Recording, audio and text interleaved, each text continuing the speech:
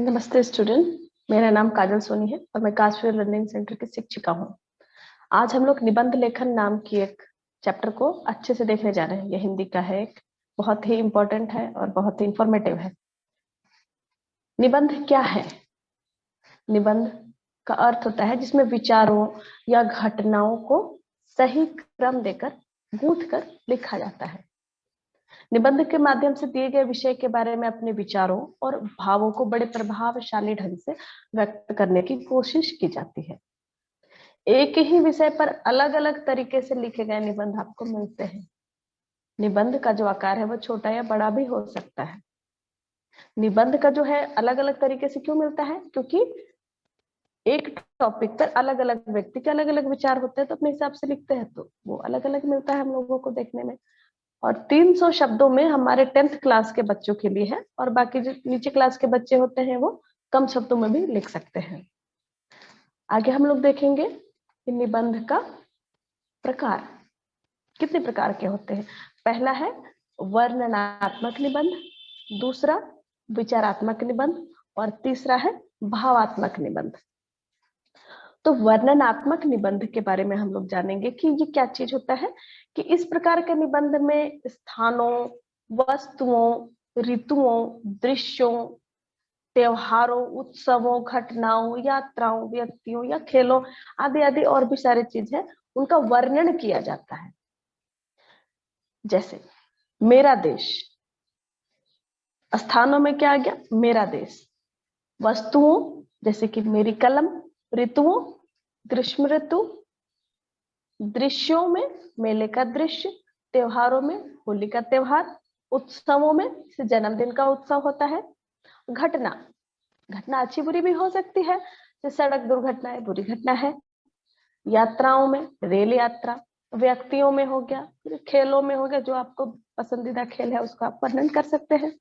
तो ये जो वर्णन करते हैं, जैसे कि आप एग्जाम्पल, एज फॉर एग्जाम्पल में आप लोग सारे समझ गए, तो ये हो गया जो हम लोग वर्णन के तरीके पे लिखते हैं उसको बोलते हैं वर्णनात्मक निबंध।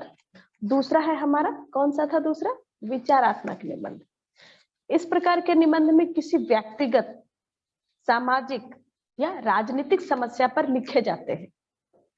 इसमें विषय के अच्छे बुरे पहलुओं पर अपना विचार लिखा जाता है, तर्क दिए जाते हैं और समस्या का हल को भी बताया जाता है, सुझाव दिया जाता है कि ऐसा इसका हल होना चाहिए।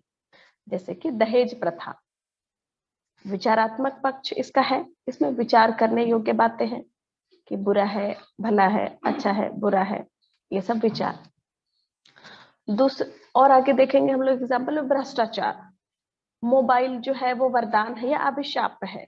विज्ञान के लाभ क्या है और हानि भी है। विज्ञान का आविष्कार हुआ तो हमारे सुख सुविधाओं के लिए, पर इसके लाभ के हिसाब से किया गया, पर धीरे धीरे इसकी हानियां भी सामने आने लगी हम लोगों को, तो इसमें विचार करने योग्य बातें हैं। सिर्फ दूरदर्शन का जीवन पर प्रभाव, टेलीविजन जो हमारे घर में टीवी होती है, तो उसका हमारे जीवन पर कुछ अच्छे प्रभाव भी पड़ते हैं, कभी बुरे प्रभाव भी पड़ते हैं। तो ये सब विचारात्मक जो ये सब टॉपिक्स हैं, इन पर जब हम लोग कुछ अपना विचार लिखते हैं तो उसको बोलते हैं विचारात्मक निबंध। तीसरा है हमारा भावात्मक निबंध। निबंधों में भाव और कल्पना की प्रधानता होती है। ऐसे निबंधों में आप अपनी भावनाओं को खुलकर व्यक्त कर सकते हैं। इन निबंधों में क्या होता है? एक प्रकार की आत्मीयता या अपनापन रहता है, जैसे कि मित्रता हुआ, परोपकार हुआ, सदाचार हुआ, देश प्रेम हुआ। देश प्रेम की भावना को क्या हम आत्मीयता से महसूस करते हैं कि हाँ, हमारे देश में कुछ घटना घट रही है तो पता नहीं उससे हमारे अंदर कुछ नहीं होने जा रहा है, हमारे अंदर से कि अब हमें खाना जो हम कमा के लाएंगे वही खाएंगे, पर हमारे देश के अंदर कोई शत्रु आक्रमण किया तो खाना खाने का इच्छा नहीं होगा, तो क्या भावना होता है। तो भावना को जब हम लोग लिखते हैं ना, तो बड़ी आत्मीयता और अपनापन से लिखते हैं। तो वो हो गया हमारा लिखने का जो शैली हो गया, वो हो गया भावनात्मक निबंध का हम लोग लिख रहे हैं। आगे है निबंध के अंग। भूमिका सबसे पहला इसका अंग है। इस तरीके से हमारा शरीर है, शरीर के अंग क्या क्या होते हैं?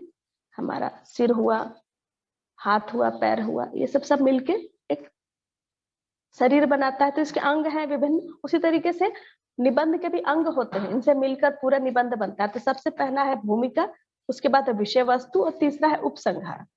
भूमिका क्या होता है? भूमिका में विषय का परिचय दिया जाता है। निबंध की शुरुआत किसी सूक्ति, श्लोक या किसी उदाहरण से कर देना चाहिए। यह जितना आकर्षक होगा, लोगों को निबंध पढ़ने में उतनी ही अधिक खुशी होती है, आनंद आएगा। भूमिका छोटी होनी चाहिए और जिसे पढ़कर पूरे निबंध को पढ़ने के लिए जिज्ञासा जगे, सामने वाले पाठक को ना पढ़ने की इच्छा हो कि अंदर क्या है, इस तरीके का हमारा भूमिका होना चाहिए। दूसरा है हमारा, ये बहुत ही इंपॉर्टेंट है, यह निबंध का प्रमुख अंग है। इसमें विषय का विस्तार पूर्वक वर्णन होता है। सबसे बड़ा जो पाठ होता है वो विषय वस्तु का ही होता है। जो सामग्री आपके पास है उसे क्रमबद्ध करके लिखना होता है। अलग अलग अनुच्छेदों के लिए अलग अलग तरीके के विषय वस्तु को लिया जाता है। विषय वस्तु में थोड़ी बहुत बदलाव आ जाती है टॉपिक के हिसाब से। उसके बाद तीसरा उपसंहार। उपसंहार जो है वो निबंध का सबसे अंतिम अंग है। यहाँ तक आते आते विषय वस्तु पूरी समाप्त हो जाती है। उसके बाद क्या होता है, उसमें अपना सारांश के रूप में पूरा निचोड़ के तौर पे 2-5 लाइन ऐसे लिख दिया जाता है। ये होता है उपसंहार। ये थे निबंध के अंग। अब आगे हम लोग देखेंगे निबंध जो है उसको एक एग्जाम्पल के तौर पे देख लेते हैं। ये जो अंग होते हैं जिसमें मैंने बताया कि भूमिका और विषय वस्तु और उपसंहार, ये तीनों तो होते हैं, पर टॉपिक वाइज, टॉपिक के हिसाब से विषय वस्तु में थोड़ी बहुत बदलाव आ जाते हैं। जैसे कि नॉर्मली जो विषय वस्तु होते हैं उसमें क्या क्या होते हैं, जिसे निबंध के अंग में आप लोगों ने देखा, भूमिका, विषय वस्तु के अंदर में क्या क्या है, अर्थ, महत्व, प्रभाव, लाभ, हानियां, उपाय, ये थे। उसके बाद इसको 2 एग्जाम्पल में हम लोग समझ रहे हैं। पहला है विज्ञान, वरदान या अभिशाप है। ये एक तरह का निबंध है। इसमें हम लोगों का जो विषय वस्तु होगा उसमें किस तरीके से बदलाव हो रहे हैं देखिए। पहला तो भूमिका, दूसरा विषय वस्तु में है विज्ञान का अर्थ, विज्ञान का महत्व, विज्ञान के प्रभाव, विज्ञान के लाभ, उसकी हानियां, उसके बाद उपाय, फिर लास्ट में उपसंहार। उसी तरीके से अगर टॉपिक हमारा आता है बेटी बचाओ बेटी पढ़ाओ, तो उसका विषय वस्तु देखिए कैसे बदल गया। सबसे पहले भूमिका लिखे, विषय वस्तु में खाली महत्व और प्रभाव लिखेंगे, क्योंकि विज्ञान के साथ हमारा अर्थ और महत्व, प्रभाव, लाभ, हानियां था, मगर बेटी बचाओ बेटी पढ़ाओ के साथ में कोई लाभ हानि तो नहीं है ना। तो इसमें क्या महत्व लिखेंगे और प्रभाव लिखेंगे। उसके बाद लास्ट में उपसंहार। तो ये था हमारा, उदाहरण के तौर पे भी आप लोगों ने देखा, इन सभी को अच्छे से समझ गए होंगे। अब आप लोगों को ये गृह कार्य है, इन सभी टॉपिक्स पे आप लोगों को अच्छे से तैयारी करना है। ये एग्जाम के पर्पज से बहुत ही इंपॉर्टेंट है। इसको आप लोग अच्छे से स्क्रीनशॉट ले लीजिए और एक एक करके सारे टॉपिक्स को होमवर्क में लिखिएगा। Thank you.